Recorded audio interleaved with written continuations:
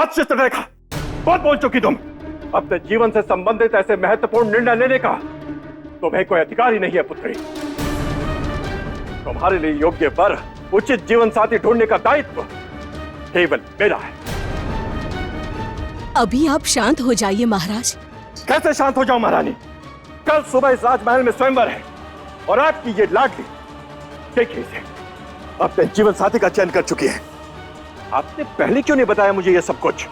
बस इसलिए कि पहले हमें ये लगा कि ये इसकी नादानी है, पर आज सभा में हमने जब सम्राट विक्रमादित्य को अपनी आंखों से देखा तब हमें यकीन हो गया कि मेरी पुत्री के हृदय में पनपा ये आकर्षण अनायास नहीं था। विधाता ने तो सब कुछ तय कर रखा है। पहले से तय? केवल कल प्रातःकाल होने वाला स्वयंवर है महारानी, और कुछ नहीं। आपसे विनती है महाराज कि कल होने वाले स्वयंवर को स्थगित कर दीजिए और चित्रलेखा का विवाह सम्राट विक्रमादित्य से कर दीजिए। नहीं, कभी नहीं महारानी। सब कुछ वैसा ही होगा जैसा कि मैंने पहले तय किया था। और ये बात आप दोनों भी अच्छी तरह से समझ लीजिए कि इस स्वयंवर के बिना राजकुमारी का विवाह हो ही नहीं सकता। समय रहते आप दोनों अपनी अपनी इच्छाओं को भुला डालिए, बस।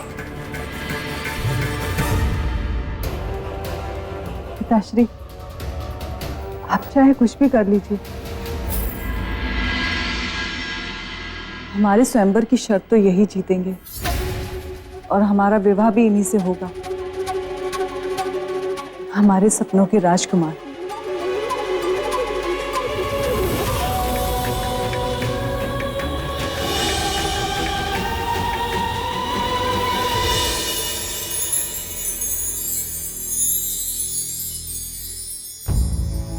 ये क्या हो गया है हमें क्यों ऐसा लग रहा है जैसे राजकुमारी चित्रलेखा वहां केवल हमारे लिए आई थी?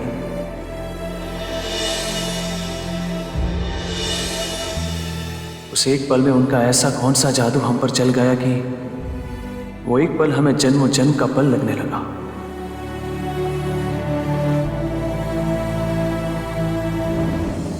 क्यों मित्र, क्या सोच रहे हो? कुछ भी नहीं मित्र मार्तंड। छुपाइए मत मित्र, मैं पढ़ सकता हूं आपके मन के भाव। ये क्या कह रहे हो मित्र? आपके मन में मोह ने जन्म ले लिया है। मोह? किसके प्रति? राजकुमारी के प्रति। सच कह रहा हूं ना मैं? और कुछ भी हो मित्र, आप अपने दिए हुए वचन के सच को मत भुलाइएगा। मित्र, पृथ्वी सूर्य के चारों ओर घूमना भूल सकती है, परंतु हम अपने वचन को कभी नहीं भूल सकते। पर उस वचन से होने वाले हित और अहित के विषय में सोचना, यह हमारा धर्म अवश्य है। सोचिए, अवश्य सोचिए। मैं आपको सोचने से नहीं रोकूंगा, परंतु स्वयंवर में भाग लेने से अवश्य रोकूंगा। आप स्वयंवर में भाग नहीं लेंगे, वहां केवल मैं जाऊंगा। आप केवल अपनी योग शक्ति के द्वारा अपने आप को मेरे शरीर में स्थापित करेंगे, बस। और स्वयंवर की शर्त आप पूरी करेंगे? हाँ बिल्कुल, तभी तो मैं विवाह कर सकूंगा राजकुमारी चित्रलेखा से। परंतु ये योग शक्ति का अपमान नहीं होगा मित्र? योग शक्ति का अपमान या राजकुमारी के प्रति उपजे मोह का अपमान? नहीं मित्र, हम तो ये सोच रहे हैं कि महाराज धर्मदत्त और राजकुमारी के साथ कोई छल ना हो जाए। मित्र, ऐसा करके छल तो आप हमारे साथ कर रहे हैं। साफ साफ बोलिए कि मोह जाग गया है। तोड़ दीजिए वचन, लौट जाइए वापस। नहीं मित्र, हम यहां लौटने के लिए नहीं आए। तो फिर इस शुभ अवसर पर ये धर्म अधर्म, छल, माया, मान अपमान जैसी अशुभ बातें मत कीजिए। राजकुमारी को पाने से बड़ा सम्मान दूसरा कुछ भी नहीं है मेरे लिए। आप केवल अपने वचन को पूरा करने के लिए अपने मन को तैयार कीजिए, बाकी जो होगा मैं देख लूंगा।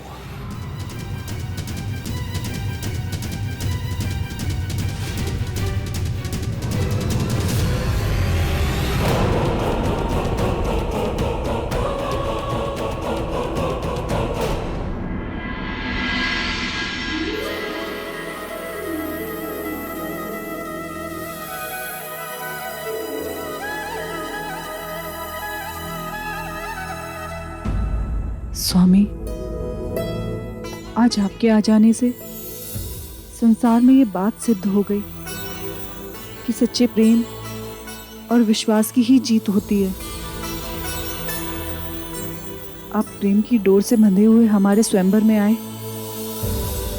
हम आपके ऋणी हुए। परंतु राजकुमारी, स्वयंवर की शर्त यदि किसी अन्य राजकुमार ने पूरी कर दी तब? विधाता ने ऐसा कोई लेख ही नहीं लिखा। हम जानते हैं कि हमारे स्वयंवर की शर्त केवल सम्राट विक्रमादित्य ही पूरी करेंगे। राजकुमारी, राजकुमारी, क्या हुआ? तुम इतनी घबराई हुई क्यों हो? बहुत बड़ा अनर्थ हो गया। बोलो। सम्राट विक्रमादित्य स्वयंवर में भाग नहीं ले रहे हैं। उनके स्थान पर उनके मित्र मार्तंड भाग लेंगे और वे उनका सहयोग करेंगे। नहीं, ऐसा नहीं हो सकता। हमारा विश्वास नहीं टूट सकता।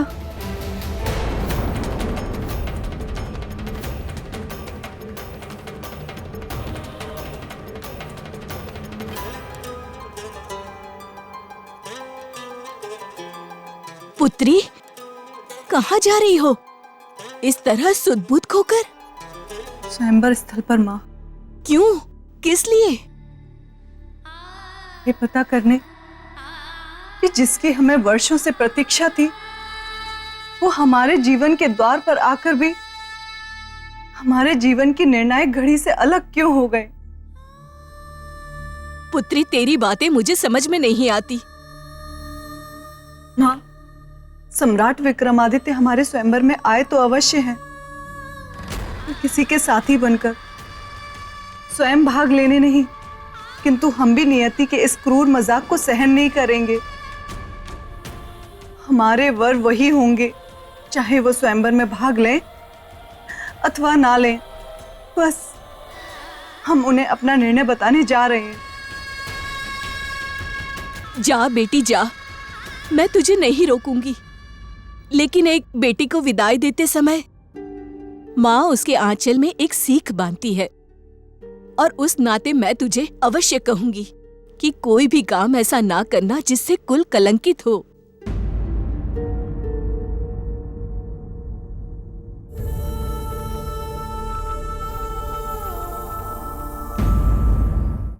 राजन, क्या करेगी राजकुमारी चित्रलेखा? कैसे प्रकट करेंगी अपनी मन की बात सम्राट के सामने? क्या तोड़ देंगी मर्यादा, लांग जाएंगी लज्जा की दीवार, या देवी, प्रेम को प्रकट करने के लिए, उसे जताने के लिए ना तो किसी मर्यादा को तोड़ने की आवश्यकता होती, ना किसी शब्दों की सहायता की। बस बेताल, तुम बस अपने मित्र के स्वयंवर की कहानी सुनते रहो, पर घर से ध्यान रहे, कुंवारा ग्रहण लगने वाला है, जिसमें जितने भी कुंवारे बेताल हैं वो आने वाले 500 वर्षों के लिए जैसे चमगादड़ बन जाएंगे। मस्तिष्क कुमार, ये क्या बात हुई? नहीं नहीं नहीं नहीं, मुझे चमगादड़ नहीं बनना है, वो भी 500 वर्षों के लिए। बिल्कुल नहीं, पहले राजा भोज का निराकरण करके आता हूँ, उसके बाद निपटूंगा इस कुंवारा ग्रहण योग से। हाँ हाँ, प्रेम तो हलवा है जिसे कोई भी उठाएगा और गप से खा जाएगा। बेताल। देवी, देवी, क्षमा देवी, क्षमा। वो देवी, अगर आप अनुमति दे तो मैंने ना राजा भोज की प्रशंसा में कुछ पंक्तियां लिखी हैं, बड़ी मेहनत से। मैं सुनाना चाहता हूँ, मैं निवेदन कर रहा हूँ, मुझे अनुमति दीजिए ना। ठीक है, सुनाओ। धन्यवाद देवी, धन्यवाद। हाँ तो राजन सुनिए मेरी पंक्तियां। एक था राजा महाहठी, जीवन में उसके एक घटना घटी, चला पता उसको कि है एक सिंहासन, पाने के लिए फिर उसको उसका मचल उठा मन, सोचा उसने कि इस सिंहासन पर अब मैं बैठूंगा और फिर सारी दुनिया के सामने ऐसे ऐठूंगा। पर वो राजा भूल गया कि पथ बहुत है विकट, इतना आसान नहीं है पहुंचना उस सिंहासन के निकट। क्योंकि उस सिंहासन का रक्षक है एक बेताल, जो गलने नहीं देगा कभी उस राजा की दाल।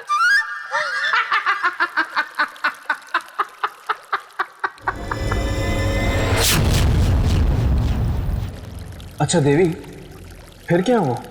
राजन, राजकुमारी चित्रलेखा सम्राट से मिलने पहुंची और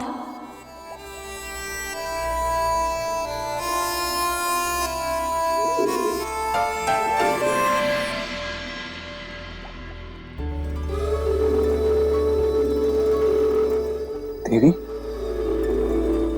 आप यहाँ?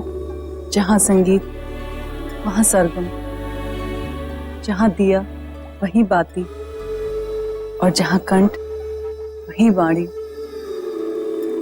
आपकी बातों में तो कविता झलक रही है।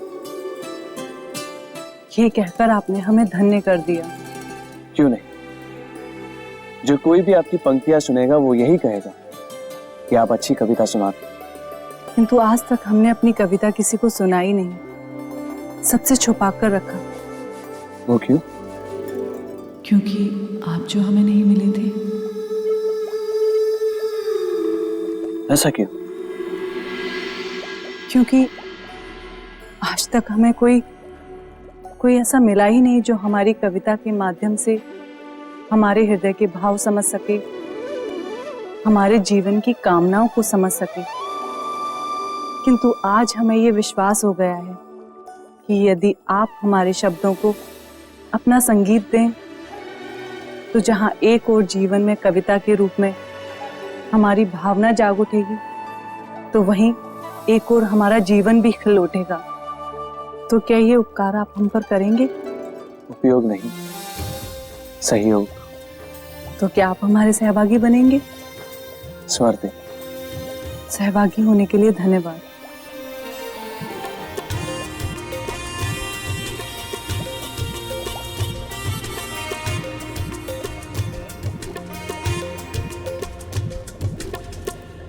बचपन बीता यौवन आया, प्रेम ने अपना गीत गाया,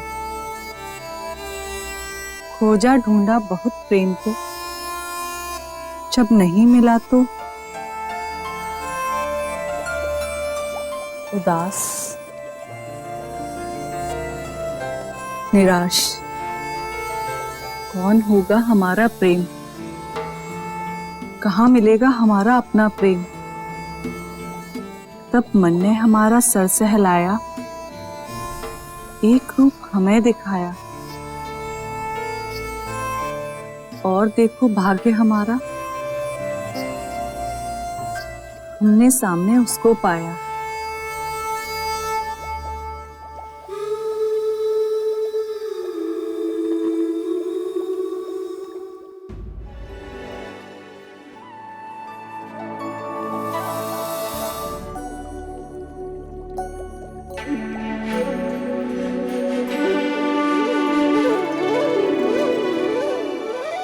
देवी,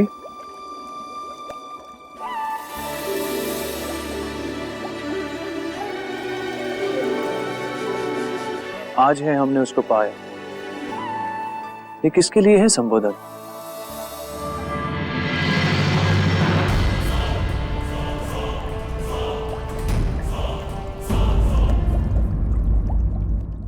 आज है हमने उसको पाया, ये किसके लिए है संबोधन?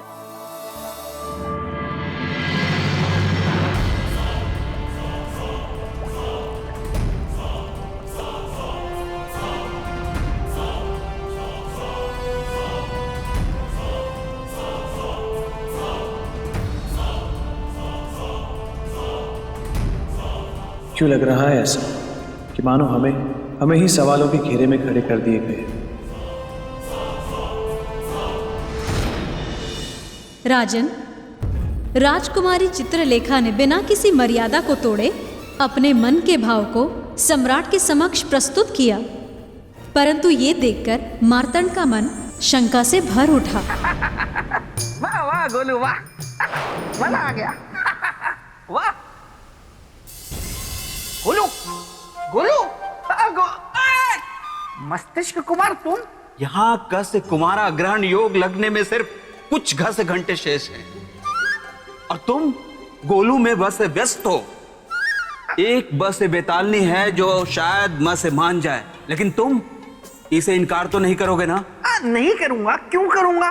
कोई इनकार करके मुझे चमगादड़ बनकर थोड़े ना रहना है। कोई भी होगी, कैसी भी होगी, मैं सगाई करने के लिए तैयार हूं मस्तिष्क कुमार। ठीक है गोलू, मैं चला। बार बार डरा जाता है गोलू। मार्तंड तो था ही अवसरवादी, इसलिए उसने इस मिलाप के संबंध में सम्राट से कोई प्रश्न भी नहीं किया। समझा देव, मार्तंड ये जानता था कि जिसके साथ वो ऐसा कर रहा है वो धर्मप्रिय है, और जो कर रहा है वो अधर्म। हाँ राजन, उसे भय था पूछताछ से कि कहीं सम्राट विक्रमादित्य क्रोधित हो गए तो सब बिगड़ जाएगा, इसलिए उसने उस बात की अनदेखी की। तो क्या सम्राट भी उसकी चतुराई को समझ नहीं पाए, या फिर वो भी जानबूझकर? दोनों में से कुछ नहीं। दोनों में से कुछ नहीं? नहीं, क्योंकि सम्राट विक्रमादित्य रात भर राजकुमारी चित्रलेखा की कविताएं समझने में ही लगे रहे। बचपन बीता यौवन आया, प्रेम ने अपना गीत गाया, खोजा ढूंढा बहुत प्रेम को, जब नहीं मिला तो उदास निराश। कौन होगा हमारा प्रेम? तब मन ने हमारा सर सहलाया, एक रूप हमें दिखाया, और देखो भाग्य हमारा, हमने सामने उसको पाया। कौन था उस कविता का प्रेमी? कहीं राजकुमारी का संकेत हमारी ओर तो नहीं था? नहीं नहीं, हम नहीं हो सकते। हम कैसे हो सकते हैं? पर जब हम नहीं है उस कविता के पात्र, तो फिर हमें सुनाने का क्या अर्थ? समझ में नहीं आ रहा है कि यह हमारा भ्रम है या फिर। इसी उधेड़-बुन में सम्राट की पूरी रात बीत गई। उनका ध्यान तब टूटा जब प्रातःकाल स्वयंवर का बिगुल बजा।